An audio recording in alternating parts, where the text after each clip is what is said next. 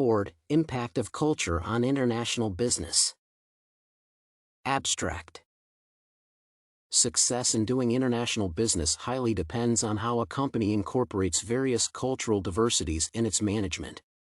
In this essay, a case study of Ford Motor Company has been taken to illustrate the various types of cultural conflicts in the company and the major causes of the conflicts.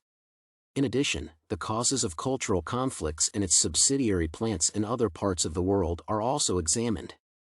This essay focuses on the source of cultural conflict in Ford Motor Company. Introduction. Culture can be described as a pattern of learned behavior in a particular society whose elements are embraced and shared by members of that particular society. Culture affects how business is carried out, especially among different countries that practice international trade. In a given company such as Ford, whose plants are spread outwards to many countries, the top management deployed into those countries ought to be very cautious in handling the local population whose culture might be different. Failure to observe the cultural trends of a given country would result in low productivity as a result of the incorporative nature of the natives. Cultural issues in Ford Motor Company. Ford, in the past few years of its operation, have encountered a series of allegations concerning cultural issues. This is in addition to the financial crisis that the company is facing.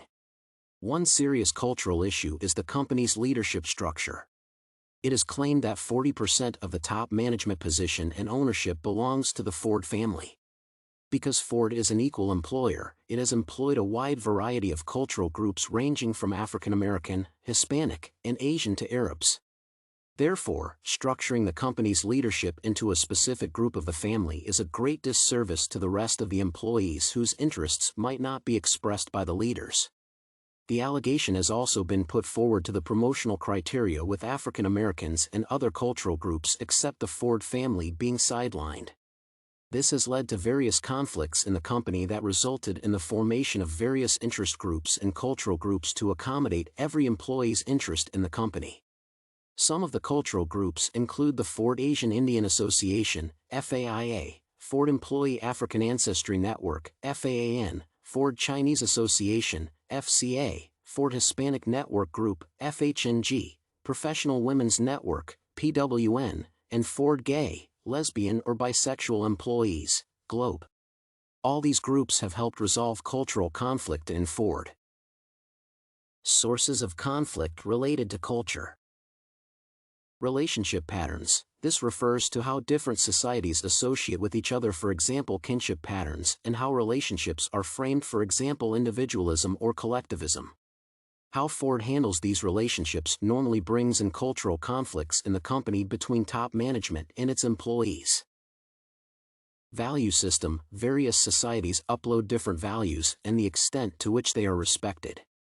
These values are very important because they determine the extent to which some societies can take the risk and accept a leadership position in the company. The values also might define the superior-subordinate relationship. Therefore, Ford has been experiencing this problem, especially in a leadership position, in that some countries would want to manage the plant in their country on their own without much influence from the parent company, hence resulting in cultural conflicts. Language and communication involve the way people communicate and the extent to which their native language influences their communication. Countries such as China and Japan that do not employ English as a language in their communication would require an interpreter for the top management to carry out its tasks, especially during negotiations of the companies. This has always been seen as a source of cultural conflict between Ford and non-English speaking countries. Institutional and legal system. This involves the legal system in place in a particular country, a contractual system in that country, and how decisions are made about the rules and regulations. This has acted as a source of conflict whereby Ford to some extent fails to comply with these rules. Reasons for conflicts.